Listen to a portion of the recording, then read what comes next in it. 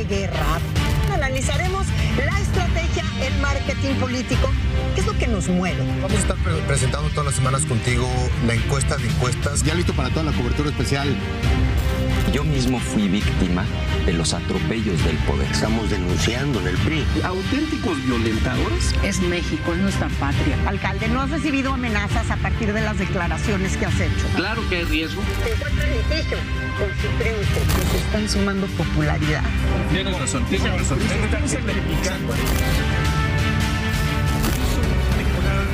Yo no creo que estemos al borde de una recesión. Fue atacado a tiros cuando llegaba a su casa. ¿Estás conforme con los resultados de las investigaciones de la Fiscalía hasta el día de hoy?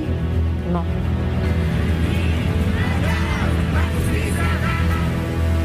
¿Cómo murió exactamente el hecho? Es una alerta informativa. Los personajes que figuran ya son interesantes.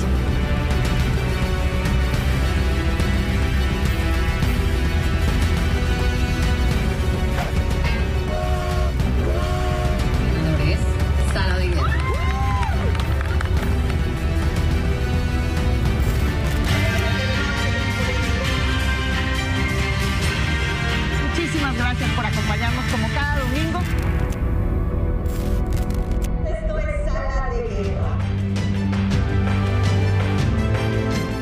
¿Qué tal? Muy buenas noches, bienvenidos. Ya estamos un domingo más aquí en Sala de Guerra. Ya lo vieron ustedes, estamos celebrando 2 años de vida en este espacio diseñado principalmente para analizar temas de la vida democrática de México, lo polémico de la política, que no es poco, y todo lo que concierne al tema electoral. Tenemos que agradecerles principalmente a ustedes que nos acompañan cada domingo y que han sido nuestro principal destino y motor de trabajo. Muchas gracias. Y hoy, 8 de marzo, que se celebra el Día Internacional de la Mujer, aprovechamos para visibilizar áreas donde aún son muy vulneradas. Hablaremos de un grupo de ellas que es dolorosamente sometido en un ámbito que lastima a México todos los días: el narcotráfico y la prisión. Y a propósito de eso, nació esta semana una nueva plataforma que se va a dedicar a exhibir la narcopolítica, un reto periodístico tan ambicioso como peligroso. Hoy en el estudio, Miguel Mesa, para platicar al respecto. Y sobre la reforma electoral, que fue el dolor de cabeza del legislativo toda la semana,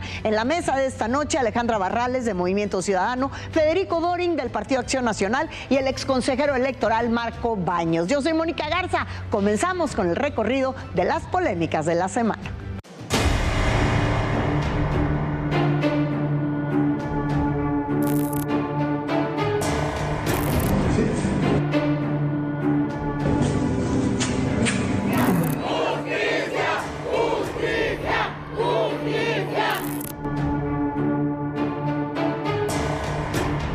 Absolutamente en contra, quieren desaparecer a la oposición.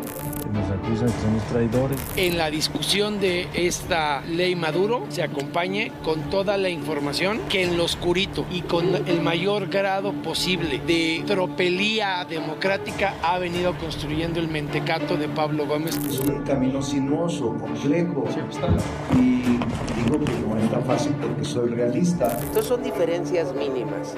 Todo lo que deba hacer para llegar a un acuerdo lo tenemos que hacer.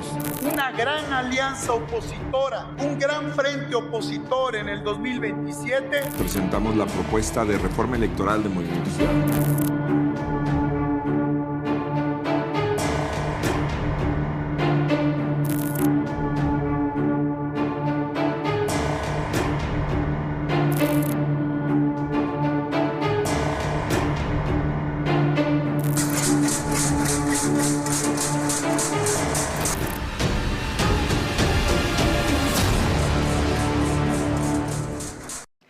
Es increíble que llegamos un año más al 8 de marzo y la misma semana en la que ocurrieron muchos eventos conmemorativos del Día Internacional de la Mujer se vio ensombrecida por muy malas noticias al respecto de la violencia contra ellas en México, y el tema es ineludible. Esta semana en el estado de Morelos, la Fiscalía General de la entidad confirmó el hallazgo del cuerpo sin vida de Kimberly Ramos, 13 días después de haber sido reportada como desaparecida. Miles de integrantes de la comunidad de la Universidad Autónoma del estado de Morelos marcharon en Cuernavaca Cuernavaca para exigir justicia por Kimberly, estudiante desaparecida el 20 de febrero y cuyos restos fueron hallados en un municipio cercano. Así fueron los reclamos.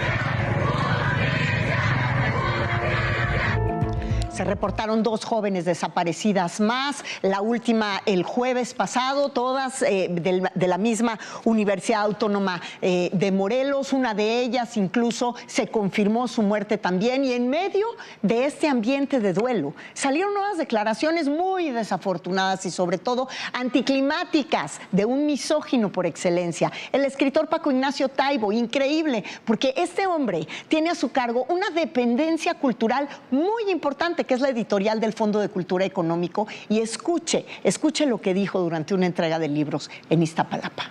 Esos libros salen de sus impuestos, compañeros tienen, y los sacó además del instituto para devolverle al pueblo lo robado, que a toda madre, ¿no? O sea, lo que tiene usted ahí en la mano es un pedazo del volante del Maserati de un pinche narco, que seguro que todo el mundo tiene un primo pendeja, una prima pendeja, es estadísticamente comprobado. Todos ustedes, pues dénselo a ella a ver si se compone, ¿no? Pues juzgue usted. Y a propósito de violencia contra las mujeres, esta semana finalmente la Fiscalía General de la República catalogó como feminicidio el asesinato de Rubí Patricia, madre buscadora, asesinada el fin de semana pasado en Mazatlán, Sinaloa, y se dio a conocer la detención de José Manuel N., señalado como el presunto responsable de este feminicidio. En lo que va de este 2026, ya van 2 madres buscadoras asesinadas en México, y desde que se hace el recuento, de 2014 a la fecha, van 17 madres buscadoras asesinadas. Y mire, este Día Internacional de la Mujer, en el que se recuerdan los muchos espacios donde aún son vulneradas, muy vulneradas, hay uno que pocos mencionan, a pesar de ser un tema que está sobre todas las mesas, desafortunadamente, en nuestro país, y es el narcotráfico y la prisión. Aquí algunos datos.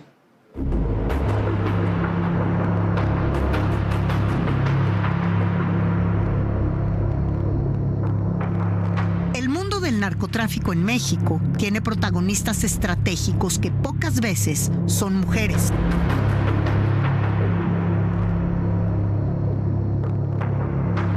La realidad es que en ese medio, ellas están generalmente colocadas en posiciones donde pueden ser fácilmente sacrificables. Las mujeres en América Latina tienen una relación compleja con el mundo de las drogas ilícitas, con hilos que las enredan con políticas punitivas, vulnerabilidad socioeconómica y, claro, la desigualdad de género. Ellas comenzaron a intervenir más visiblemente en los mercados de la droga en la década de los 80, en papeles de bajo nivel, en el último eslabón del sistema delincuencial, como microtraficantes, halcones o transportadoras de sustancias ilícitas por encargos de actores más poderosos. Así surgieron las conocidas como mulas, usando su propio cuerpo como empaque que muchas veces resulta letal en el camino. Es claro que en los últimos años la relación de las mujeres con las drogas y el narcotráfico ha evolucionado sensiblemente, pero siguen marcadas por escenarios de marginación económica, social, racismo y xenofobia.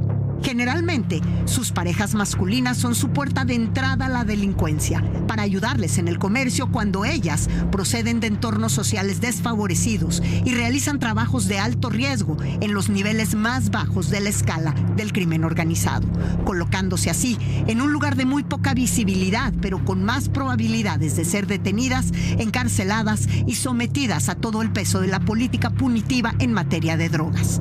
Así se han ido llenando rápidamente las cárceles de mujeres con largas condenas, y en México el número es alarmante. De las más de 13,000 mujeres que viven privadas de su libertad, aproximadamente 6 de cada 10 están encarceladas por delitos relacionados con las drogas, la mayoría vinculadas al narcomenudeo o transporte de sustancias, y en muchos de los casos bajo coerción o presión de parejas sentimentales. El año 2024 reportó un aumento del 124% en detenciones de mujeres vinculadas al crimen organizado desde el 2012, superando hoy las 2,000 presas víctimas por este tipo de delitos. Las experiencias de estas mujeres demuestran que la guerra contra las drogas en México pareciera también una guerra contra ellas, en la que difícilmente pueden defenderse en la calle, sin oportunidades, y en la cárcel, con un deficiente acceso a la justicia.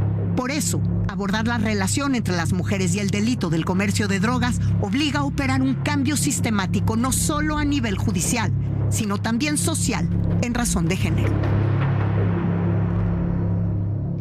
Y es que siempre es difícil, muy difícil, la justicia justa sobre las mujeres, no importa cuál sea su delito. Por eso le agradezco muchísimo esta noche a Renata de Michelis enlazarse con nosotros. Ella es presidenta de la Organización de Derechos Humanos Elementa. Gracias, Renata, muy buenas noches. Gracias, Mónica, buenas noches. Encantada y honrada de estar aquí. Gracias a ti. Fíjate que retomando este tema tan incómodo, sobre todo para las narrativas oficialistas, sobre la cantidad de mujeres presas por delitos que involucran drogas, cuando las mujeres, como lo decíamos en la nota, en el crimen organizado, lejos de lo que presentan las narcoseries en la televisión, pues suelen ser el eslabón más bajo de estas organizaciones criminales y las más sacrificables, por ende. Sí, precisamente la narrativa, la verdad es que se ha construido desde dos enfoques principalmente, ¿no? Y es el involucramiento de las mujeres en el crimen organizado como resultado de una victimización, ¿no? O sea, solamente como víctimas, o por decisión propia constituyéndose como victimarias. Pero en ese análisis se pierde una tercera opción que es muchísimo más compleja, ¿no? En la que las mujeres pueden ser tanto víctimas como victimarias, ¿no?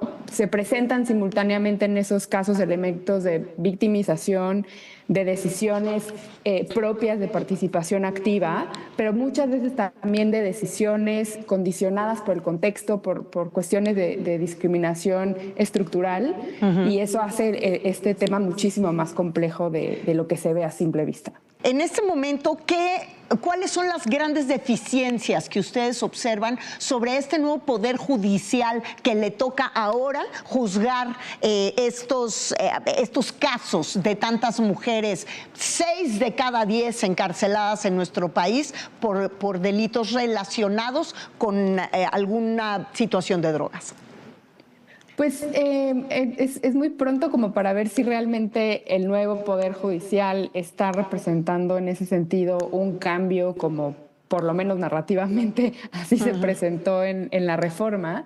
Pero sí vemos con preocupación que desde hace muchos años y vemos difícil de revertir esa tendencia, pues hay una discriminación estructural en todos los momentos del proceso judicial, ¿no? Incluso antes, o sea, como desde las detenciones, donde las detenciones de personas, por ejemplo, acusadas por delincuencia organizada se realizan con mucha más violencia. Generalmente las mujeres son interrumpidas en sus domicilios mediante operativos violentos, en donde pues muchas veces denuncian además violencia, por ejemplo, de tipo sexual, claro, ¿no? Entonces eso lo vemos desde la detención, y ya en el proceso judicial lo que vemos es que lo que denuncian las mujeres es que no tienen una defensa adecuada.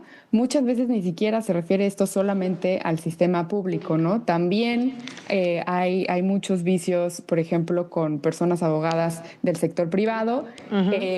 Tampoco se hace un análisis de contexto desde un enfoque de género e interseccional, ¿no? Que pueda determinar, por ejemplo, las causas del involucramiento de la mujer en estas actividades, o si, por ejemplo, es cabeza de familia, si en ella recae. Que generalmente lo son, o sea, una de cada 3 somos cabeza de familia.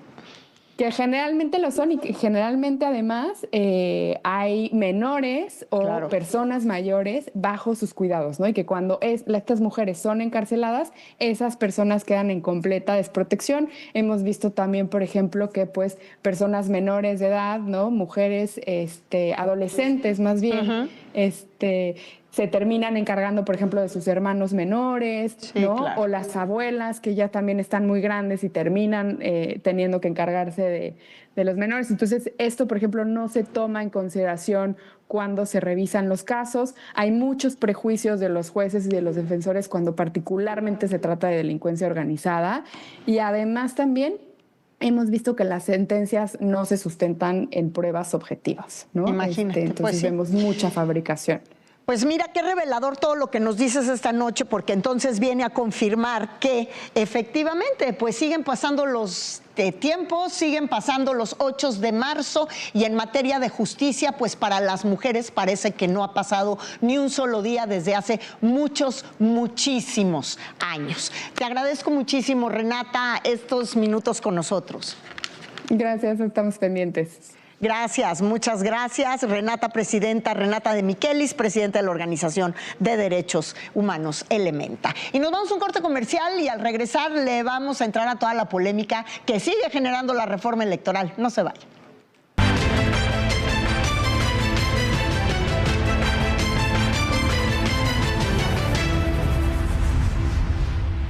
Entra al casting digital.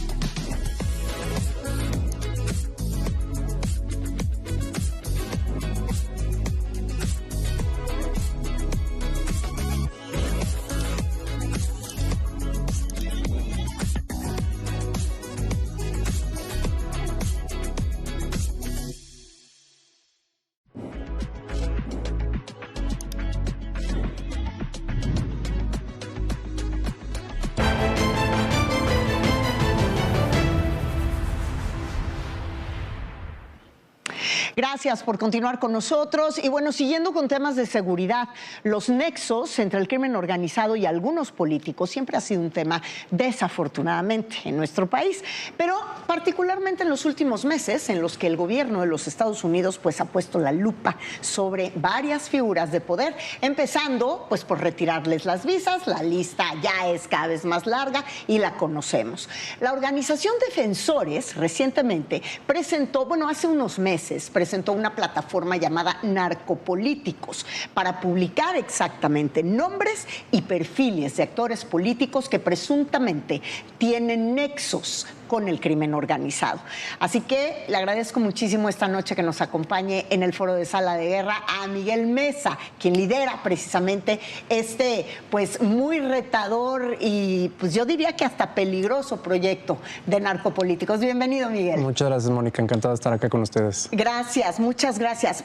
¿Por qué nace este proyecto de Narcopolíticos? Pues porque estábamos aburridos después de que se terminó la elección judicial y habíamos estado exponiendo a los candidatos a jueces riesgosos, como la abogada del Chapo, que ahora es jueza penal en el estado de Chihuahua. Y justo era un momento crítico para nuestro país porque la presión de Estados Unidos hizo que exista una ventana para poder hacer algo contra el mayor mal de nuestro país, que consideramos que es la narcopolítica. Esto lo platiqué con mis compañeros de proyecto, Luis Chaparro y Óscar Valderas, y todos consideramos que si hay algún momento donde los mexicanos tenemos una oportunidad para hacer algo en contra de la narcopolítica, que es la que permitió, por ejemplo, que el cártel Jalisco se expandiera a 32 estados y tuviera la capacidad para activar simultáneamente un ataque terrorista en 24 entidades federativas. Eso solo es posible gracias a la protección no solo de un gobierno, sino de toda la clase política, ¿no? En realidad, el narcoestado, que yo estoy convencido de que es algo que existe y que padecemos todos los días y que es responsable de mucha de la violencia y de la inseguridad que nos toca a todos los mexicanos, pues fue nutrido por varios partidos políticos. Ahorita estamos en un momento donde Morena es el partido en el poder, donde Morena evolucionó la profundidad que alcanza el crimen organizado en nuestro aparato de gobierno. Pero digamos, nosotros leímos esta ventana de decir, oye, ahorita hay presión internacional para que se haga algo en contra de la narcopolítica. Por otro lado, la sociedad mexicana es algo a lo que le está poniendo mucha atención. Estamos viendo esta lista, como comentabas ahorita, de funcionarios a los que les retiraban la visa y dijimos, ¿sabes qué? No es necesario que esperemos a que desde Estados Unidos resuelvan el problema o lo visibilicen. En realidad, ha habido periodistas que incluso han dado... ¿Por qué desde Estados Unidos? ¿A ustedes también les parece que es la presión de los Estados Unidos la que ha hecho que el gobierno de México haga acción? Sin duda, incluso con esa presión de Estados Unidos, la presidenta es dubitativa al reconocer el tema de la narcopolítica, ¿no? Bueno, siguen protegiendo a los narcopolíticos de su partido y de otros, ¿eh? Entonces, sí es algo que claramente viene desde Estados Unidos. Yo, en lo personal, no creo que el problema vaya a ser resuelto por los americanos, porque ellos tienen sus propios intereses geopolíticos. Es un problema que nos toca resolver a los mexicanos, el de la narcopolítica. Sí, yo creo que nosotros somos los que tenemos que expulsar al crimen organizado en nuestra vida pública. Pero vivimos una coyuntura donde también existe presión internacional y donde también las autoridades mexicanas cada vez más han abierto la puerta a colaborar con Estados Unidos. Sabemos que en la operación en contra del Mencho tuvieron inteligencia estadounidense y bueno, creo que este es el momento para intentar hacer algo y que no se quede nada más en descabezar unos cuantos cárteles, sino en eliminar estas estructuras de protección que permitieron que crecieran. Levantar una plataforma sí obliga a tener candados legales, judiciales importantes, porque pues tú puedes decir que yo soy una narcopolítica, pero me lo tienes que demostrar y mientras eso sucede yo te puedo demandar. Y es algo que posiblemente va a comenzar a suceder. No ha sucedido, bueno, creo que tienen ahí un par de situaciones, pero con lo que era la elección judicial, no propiamente con la plataforma de narcopolíticos que tiene desde agosto de existir. Sin embargo, ¿cómo están blindando esa parte? Eso por un lado. Y por otro lado, cuando uno denuncia o exhibe a un personaje que tenga nexos con el crimen organizado, expone su vida. Así hemos visto morir a muchos comunicadores, a muchos incluso influencers, a muchos, pues gente que trabaja en plataformas. ¿Cómo se blindan ustedes de eso? Mira, por un lado, blindamos nuestras investigaciones siempre. Ahí está publicada la metodología. Nosotros no subimos a alguien a la página de Narcopolíticos si no tenemos la certeza de que tiene un vínculo probado con el crimen organizado, que ese vínculo es verificable. Es decir, tiene que haber fotografías con algún narcotraficante, tiene que haber audios donde los impliquen, tiene que haber investigaciones de la fiscalía que muestren estos vínculos, tiene que haber informes de inteligencia de la Sedena que utilizamos mucho. En fin, siempre hay, no es nada más nuestra palabra, siempre está ahí el respaldo de por qué mostramos que tiene un vínculo con el crimen organizado y además se ha beneficiado de ese vínculo, porque hay políticos pues, que no tienen el poder para resistir, que un día resultaron electos de un municipio pequeño y llegan y los amedrenta el crimen organizado y los obliga a poner un secretario de seguridad y demás. Hay quienes, digamos, son solo víctimas de esa situación. Nosotros siempre buscamos que el narcopolítico que nosotros exponemos es alguien que además se ha beneficiado de su relación con el crimen organizado para crecer política o económicamente, ¿no? ¿Cómo nos blindamos? Perdón, estamos intentando hacer un movimiento social. Creemos que esto tiene que incluir a todas las personas. Así lo hicimos en la elección judicial. Tenemos estos grupos de vigilancia ciudadana que ahora se están transformando en esto que se llama Mexicanos contra el Narcoestado. Hay muchas personas que están hartas de la narcopolítica, de la violencia, que están dispuestas a hacer algo. Nosotros estamos dando ese primer paso. No solo es una página de internet, nosotros fuimos allá a ponerle a Palacio Nacional en la protesta del 15 de noviembre las caras de todos los narcopolíticos y pusimos de todos los partidos, ¿no? En estas... un tendedero como el que hicieron en Baja California hace unos días, ¿no? Así es. Bueno, ese tendedero es, creo que parte ya de que la ciudadanía dice, oye, pues sí, tenemos que llevar esta denuncia a las calles y también es una recuperación del espacio público porque resulta que en puentes peatonales hay narcomantas, pero digamos, esa es una forma del crimen organizado de empezarse a adueñar de espacios públicos. Que la ciudadanía salga y haga lo contrario y lleve su denuncia ahí, también es una forma de reapropiarnos lo que es de todos los mexicanos. Sobre el tema de la seguridad, yo te vi llegar con seguridad. Tú estás sometido al sistema de protección a periodistas y defensores de derechos humanos. ¿Desde cuándo? Así es. Desde antes de sacar el proyecto de Narcopolíticos, como una medida de precaución, ya había vivido algunas experiencias, no de amenazas directas, pero sí sabía que había cosas moviéndose que podían ser riesgosas.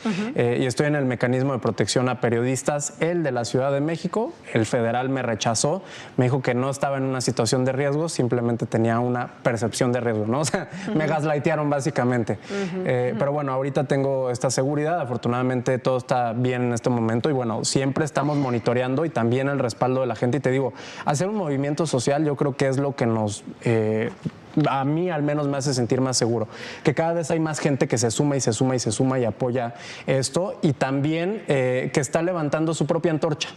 Y el día que sean miles o millones de antorchas las que estén prendidas denunciando lo que está mal, va a ser muy difícil que nos silencien. Y si silencian a uno, pues las demás no se van a callar. Como siempre en las redes sociales y sobre todo aquellas que están como ligadas a quienes... pues se enfrentan o denuncian a las personas que consideren de oposición o que consideren con opiniones peligrosas para ellos, pues les han acusado a ustedes de estar al servicio de la derecha, de estar al servicio de la oposición, incluso de estar financiados por Claudio X González. ¿Están financiados por Claudio X González o por quién? No tenemos ningún financiamiento. Ahorita tenemos un GoFundMe en el que hemos recabado 150,000 pesos. Digo, para meses de trabajo, para construir plataformas, en realidad es algo que financiamos de lo que trabajamos los 3 periodistas que estamos en este proyecto, Luis Chaparro, Oscar Valderas y yo. Es algo que hacemos con el cariño y también con el apoyo ahí de los donantes que se meten en internet y no es algo de oposición. Narcopolíticos no se trata de pegarle a Morena. Se trata de exponer que en absolutamente todos los partidos ha habido políticos vinculados con el crimen organizado. Ahorita tenemos 29 en nuestra página. La mayoría sí son de Morena, porque son quienes están ahorita en el poder y quienes, por ejemplo, de manera... como el gobernador de Tamaulipas, Américo Villarreal, que recibió financiamiento del Huachicol para su campaña y que está vinculado con el Cártel del Golfo, como Rubén Rocha Moya, el gobernador de Sinaloa, como el gobernador de Michoacán, Alfredo Ramírez Bedoya. En fin, hay varios que tenemos ahí en la lista, pero también hay gobernadores o exgobernadores del PRI, como Mario Marín, por ejemplo, de Puebla, Tomás Yarrington de Tamaulipas. Sí, pero ellos ya están juzgados, encarcelados, o están también contando como las historias del pasado. También también es importante mostrar que esto fue algo que no se cocinó ayer, ¿no? Es algo que lleva décadas construyéndose. Claro. Y bueno, a nosotros nos toca exponer de todos. Ahora que vienen las elecciones en el 2027, tocará revisar a los candidatos de absolutamente todos los partidos, y los que tengan un vínculo con el crimen organizado los vamos a sacar. Ya nada más para cerrar.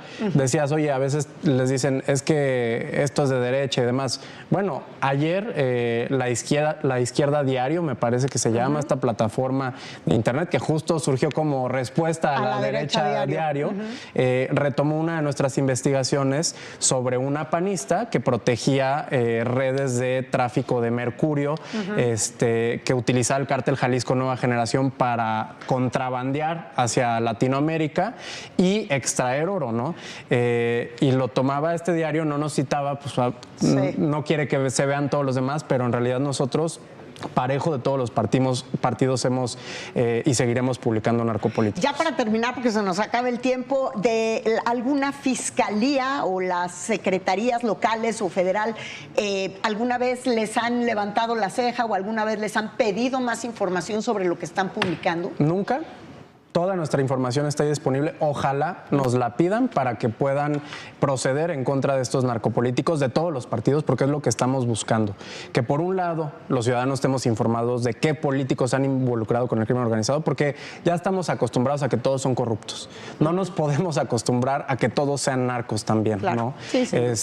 Y ojalá no solo la ciudadanía esté informada, sino que esto lo tomen las autoridades para proceder en su contra. Pues Miguel Mesa, director de Defensores, además, que es esta, y de la plataforma Narcopolíticos. Muchísimas gracias por haber estado con nosotros esta noche, y pues vamos a seguir muy de cerca las publicaciones que sigan teniendo ustedes. Claro que sí, muchas gracias, buenas noches. Y para empezar con el tema electoral, pues esta semana sorprendió el destape de Tatiana Cloutier, actual directora del Instituto de los Mexicanos en el Exterior, pues que ya levantó la mano para correr por la gubernatura de Nuevo León por el partido, claro, de Morena. Así lo dijo. En el momento en que se abran y que si, no sé si va a abrirse primero, si se va a definir primero si es mujer o si va a abrir general y luego se definirá, pero claro que levantaremos la mano. Y siguiendo con el tema electoral, esta semana el Partido Revolucionario Institucional cumplió 97 años y en su celebración su dirigente nacional Alejandro Moreno llamó al PAN y a Movimiento Ciudadano a unirse con el PRI en una gran alianza opositora, así lo dijo.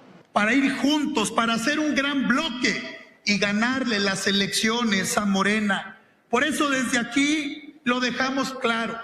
El PRI siempre a favor de construir alianzas y coaliciones, pero si no hay coalición, será porque los dos partidos de oposición, el PAN y Movimiento Ciudadano, no quisieron, y que el pueblo de México lo sepa. Si no quieren coalición, estarán al servicio del poder. Bueno, pues el líder nacional de los panistas, Jorge Romero, de entrada de saque rechazó la posibilidad de esta alianza, al menos no para el 2027. Así como el líder nacional de Movimiento Ciudadano, Jorge Álvarez Maínez, que no solo rechazó la alianza, sino que presentó su propia iniciativa de reforma electoral. Mire.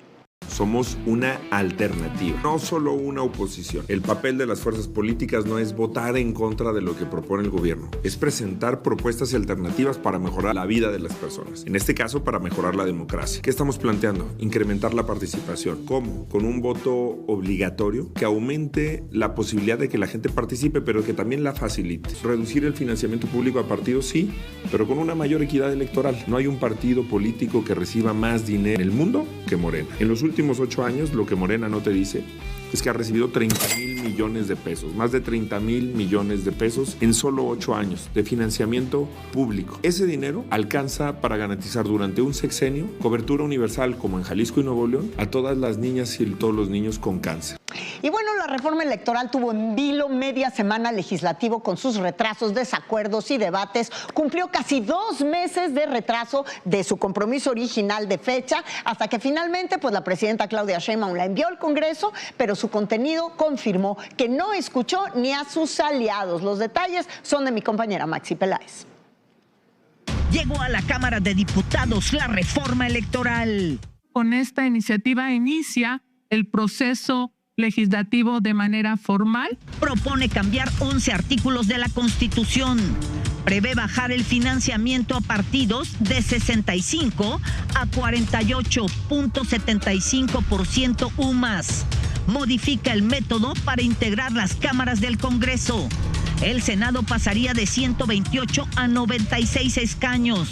Elimina 32 plurinominales. La de diputados mantiene 500 integrantes, todos electos por voto. 300 de mayoría, 100 para los mejores perdedores que tengan la mayor votación de su partido y 100 electos por voto regional. También reduce de 48 a 35 minutos diarios los spots en radio y televisión. Propone el conteo de votos el mismo día de la elección en los consejos distritales y no el miércoles posterior como actualmente se hace. Pone candados a partidos, campañas y candidatos en el uso de dinero. Prohíbe depósitos en efectivo del extranjero, recursos y bienes de actividades ilícitas y obliga a reportar ingresos, egresos y bienes. La iniciativa presidencial establece que los funcionarios del INE y organismos locales electorales no ganarán más que la presidenta de la República. Morena dio su respaldo a ciegas.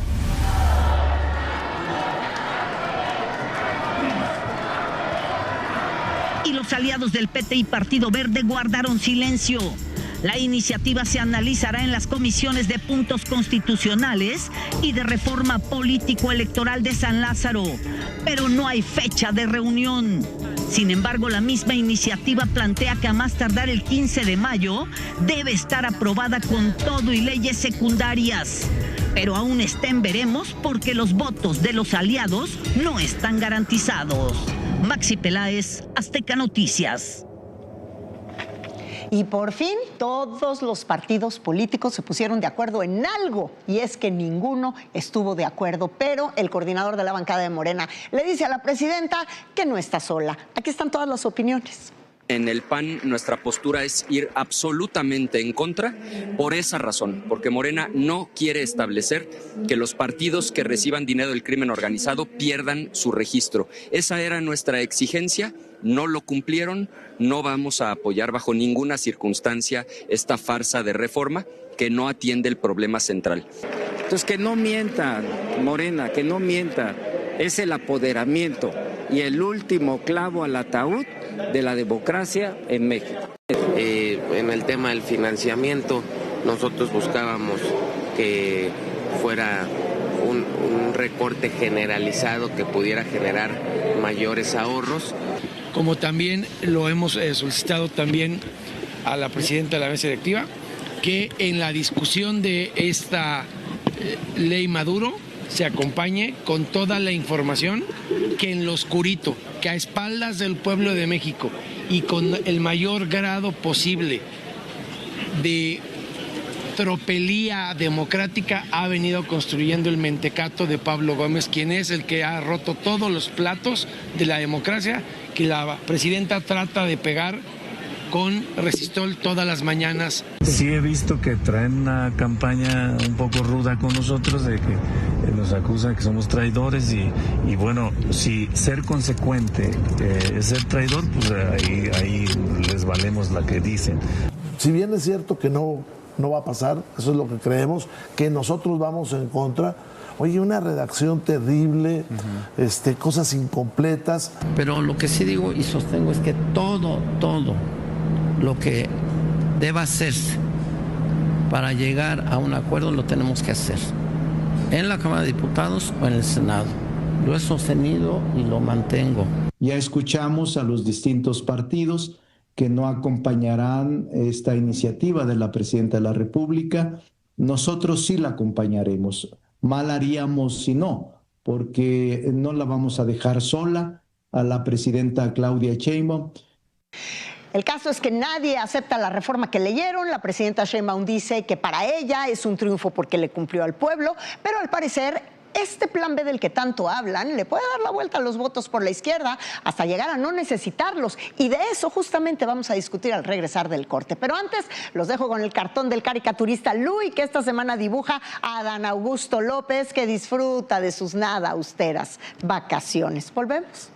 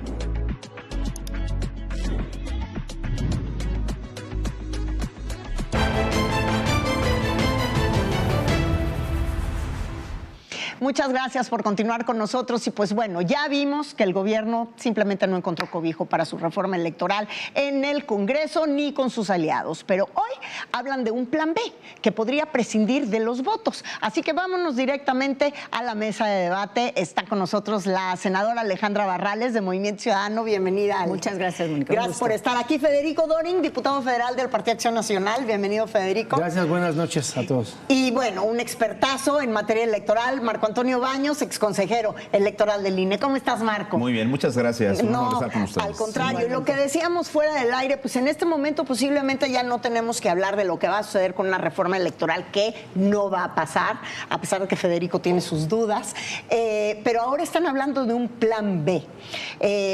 ¿Qué puede contener ese plan B en los que muchos aseguran que se van a ir por el tema de las leyes secundarias y ahí encontrar Morena su salida? ¿Qué opinas? Mira, empiezo por decir que hay temas de la iniciativa de reforma constitucional que nació herida de muerte y que el sepelio se va a hacer en estas horas subsecuentes. Que no podrían meterse como parte de modificaciones a leyes secundarias. De entrada, la reducción del 25% del financiamiento, imposible, porque esa fórmula está claramente establecida en la Constitución. Tendría que tener un cambio constitucional para poder modificar el tema del 25%. Esa ya se murió. Luego, también creo que la forma de querer acomodar la asignación de lo que la presidenta llama las pluris, esas 200 diputaciones de representación proporcional donde se compone 100 de una forma, 100 de otra, me parece que ese tema tampoco se puede tocar en leyes secundarias. Y explico un detalle menor.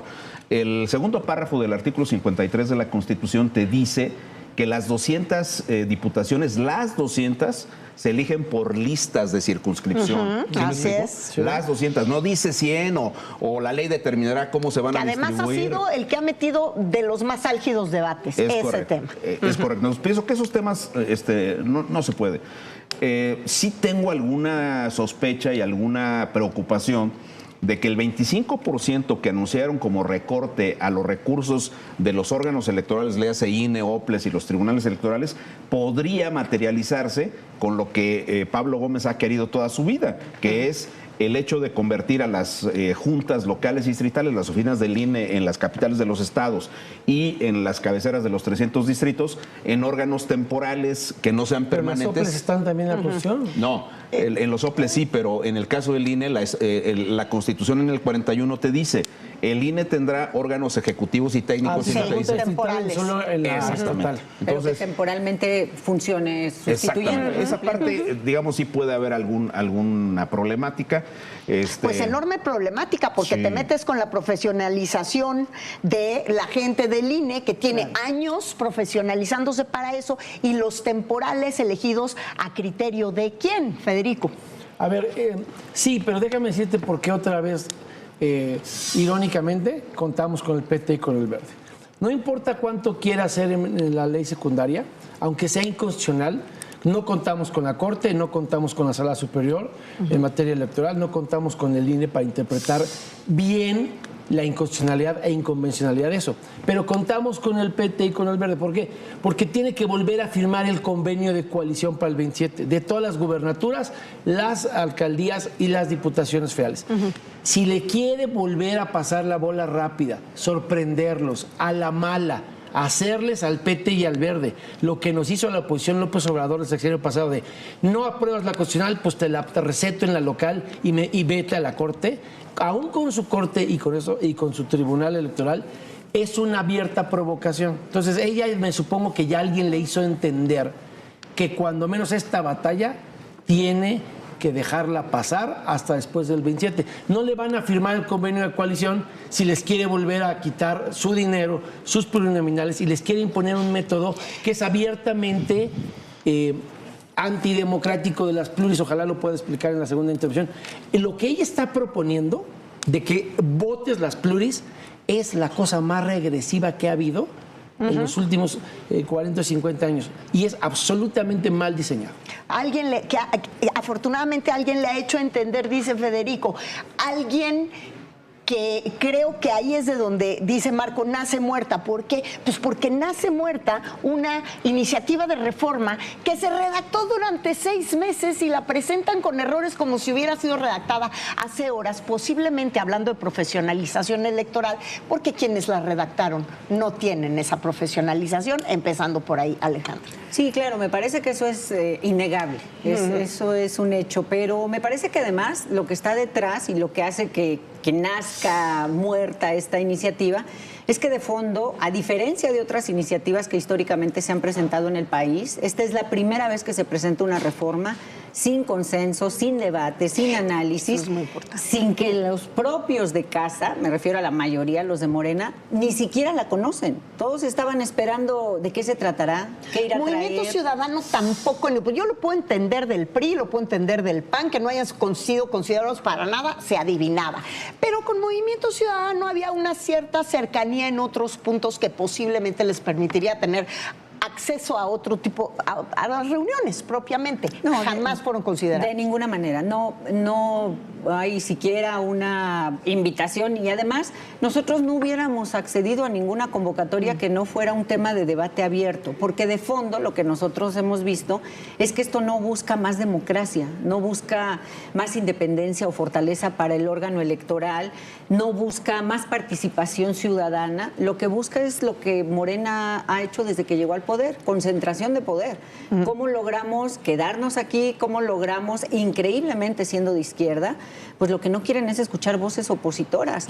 Esto que hoy tenemos en la ley, los pluris y todos estos avances, los empujamos desde la oposición.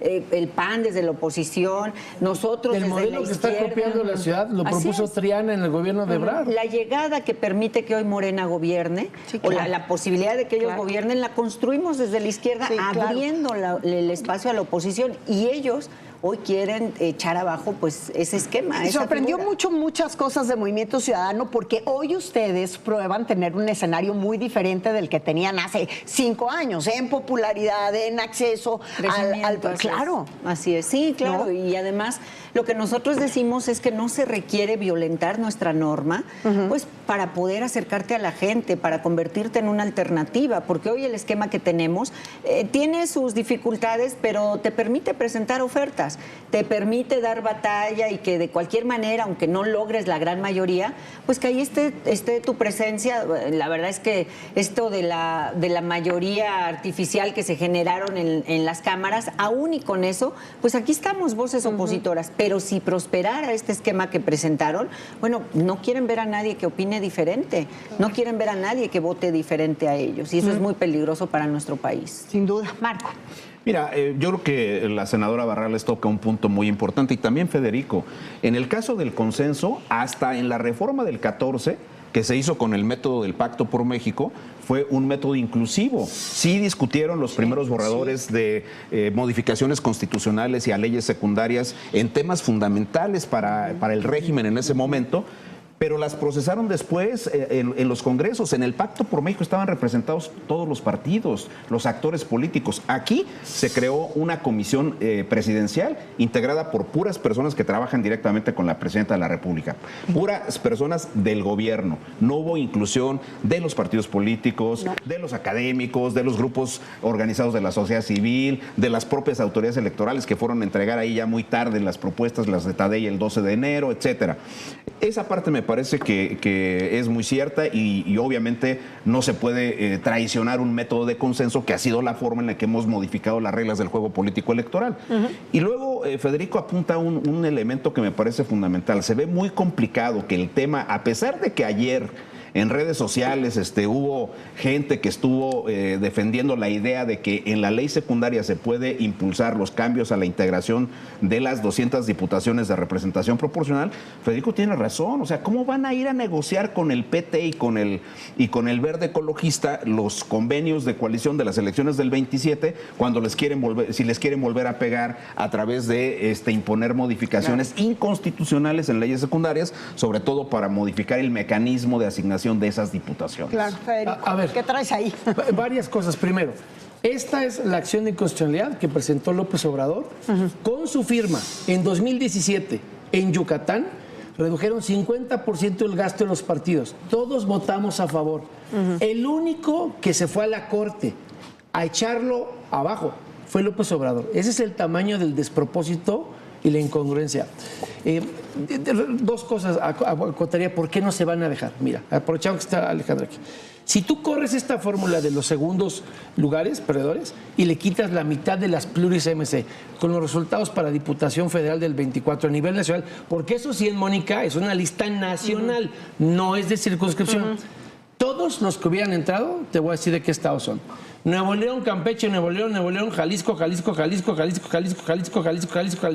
De la lista de MC nacional, es una lista de 2 o 3 estados. Y eso pasa en todos lados.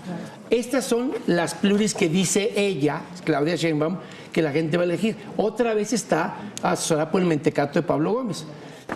Te traje la circunscripción de Aguascalientes, pero es lo mismo. Aguascalientes, el mejor estado para el PAN. 43% de votación, es donde perdió Claudia Sheinbaum. Es solo el 5.77% de los 25 millones en promedio de cada circunscripción.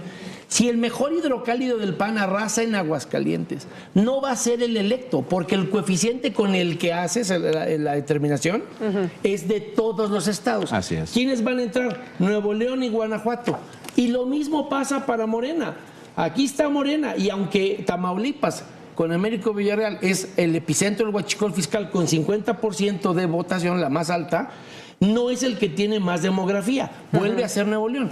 Pero si me voy a la circunscripción, por ejemplo, de Campeche, Campeche es el 5.7% de una circunscripción.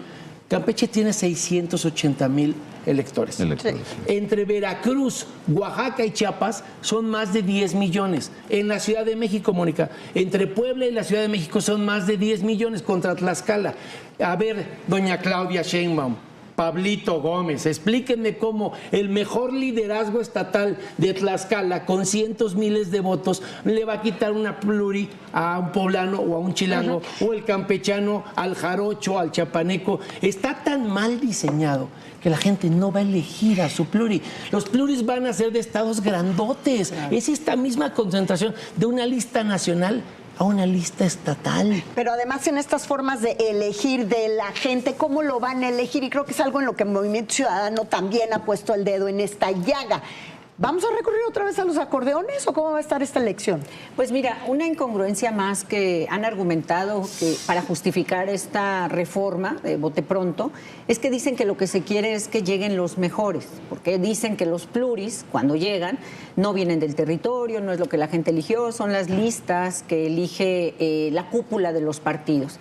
Y yo he dicho con toda claridad, pues si hay una cúpula que eligió públicamente pluris, pues fue la de Morena. El presidente Andrés Manuel, antes de que empezara el proceso, habló de corcholatas y él repartió públicamente a nivel nacional, dijo, las corcholatas que no ganen se van a ir de pluris, y dijo pluri, le dio la pluri a Noroña, le dio la pluri a Adán, le dio la pluri a Monreal, pero ni siquiera estaba empezando el proceso y alguien que ya había tomado esa decisión pues había sido él. Un argumento más, que lleguen los mejores, no queremos que lleguen improvisados y gente que no eligen. ¿Y la tómbola?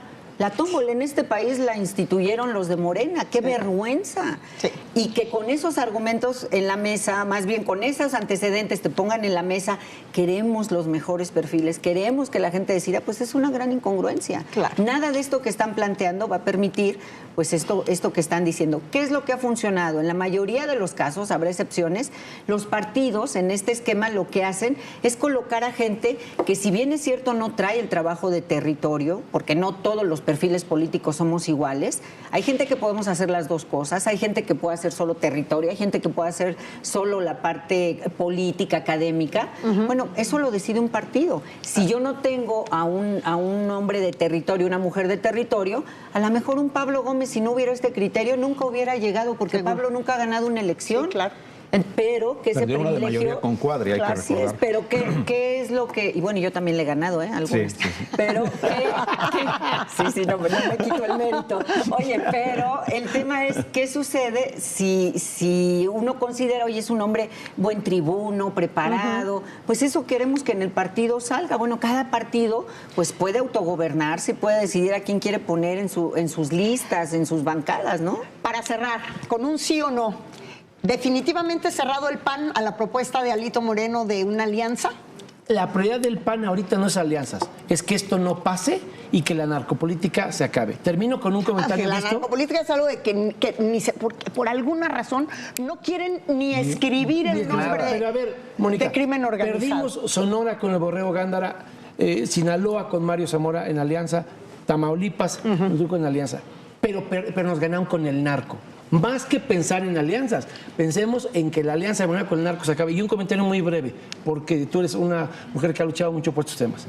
Esta propuesta, y que me desmienta, Marco, a los que son acción afirmativa, a los que hoy día son pluri, afrodescendiente, migrante, indígena, de la diversidad, todos esos van a perder, no los van a poder elegir. Hoy día estamos obligados a ponernos en los primeros lugares de la lista. Claro. El bodrio de Pablo Gómez y Claudia Sheinbaum dice que la agenda de la diversidad, de los afrodescendientes, de los migrantes, de los barrios y pueblos originarios, depende de cómo los voten los otros. No tienen garantizado una permanencia en la circunscripción. No pueden tener ni voz.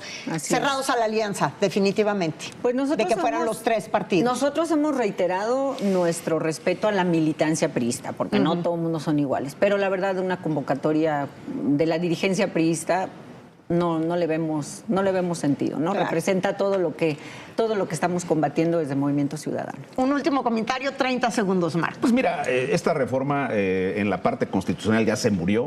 Vamos a ver qué nos sacan con el... Pero coincides en que deja vulnerables todas las acciones afirmativas. Por supuesto que sí, porque al exponer a estas personas que nadie las conoce, pues ¿cómo van a votar por ellas para empezar, no?